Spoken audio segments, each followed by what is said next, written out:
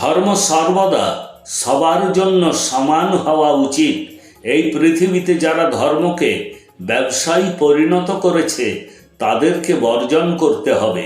কিছু মানুষ ধর্মকে ব্যবসা হিসাবে ব্যবহার করে, তাদের শনাক্ত করতে হবে এবং যথাযথ শাস্তি দিতে হবে। ধর্ম একটি বস্তুবাদ এবং বস্তুর অস্তিত্ব।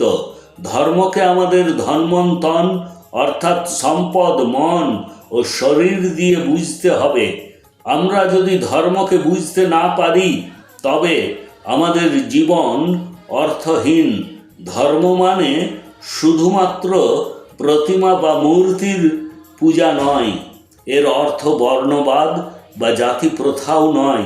ধর্মের অর্থ এই নয় যে কেউ হিন্দু, কেউ মুসলিম, কেউ শিখ, কেউ খ্রিস্টান।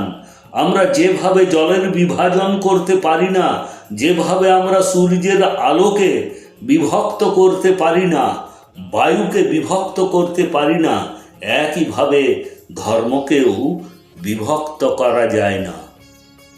যদি মানুষ ধর্মকেই ছেড়ে দেয় তবে কি তার দেহের অস্তিত্ব থাকবে?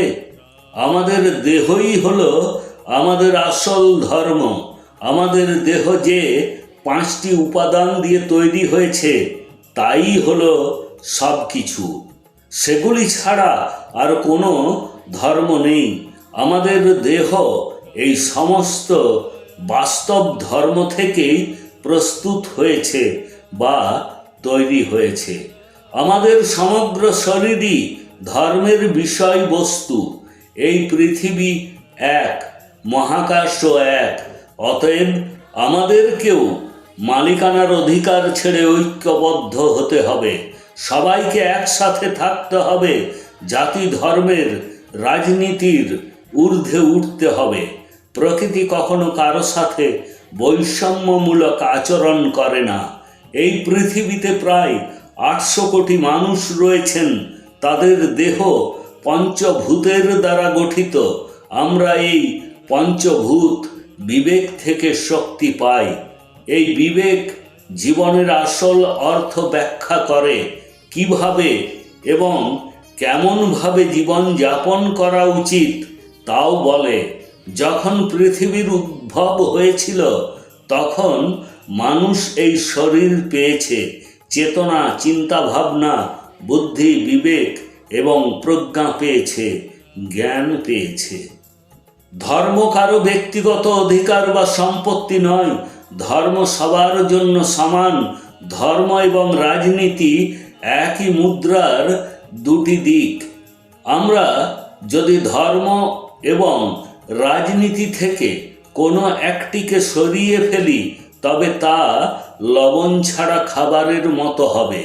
আমাদের সকলকে ধর্ম সম্পর্কে খুব সচেতন থাকতে হবে। ধর্মের মূল মন্ত্র হলো আমাদেরকে আমাদের বিবেকের অধীন হতে হবে, সহজ সরল হতে হবে।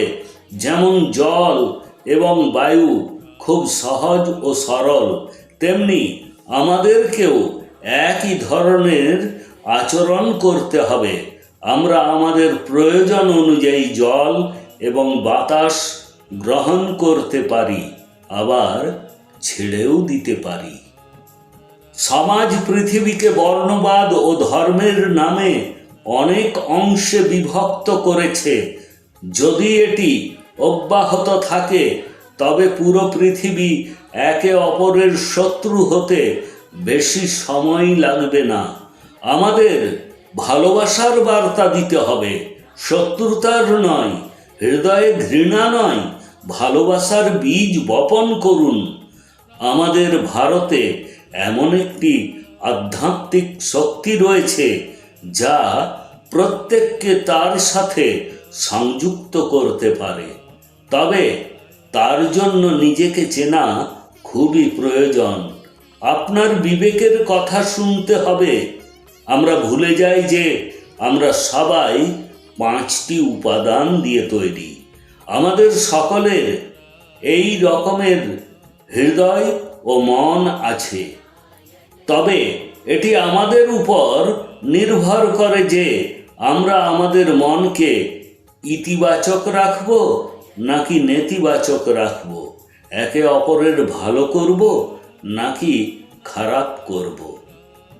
যখন কোনো ব্যক্তি রামনারায়ণ রাম নামের সাথে সংযোগ স্থাপন করেন তখন তার জীবন নিজে নিজেই স্থিতিশীল হতে থাকে। রামনারায়ণ রাম নামের দ্বারা মানুষকে সর্বদা এই শিক্ষা দেওয়া হয় যে আপনি আপনার চিন্তা ভাবনাকে ইতিবাচক রাখুন, সর্বদা জীবনে ভালো কাজ করুন এবং যতদূর সম্ভব মানুষের ভালো করুন। রামনারায়ণ রামের মাধ্যমে সমাজে ছড়িয়ে থাকা নেতিবাচক শক্তিকে সর্বদা দূর করার চেষ্টা করা হয়।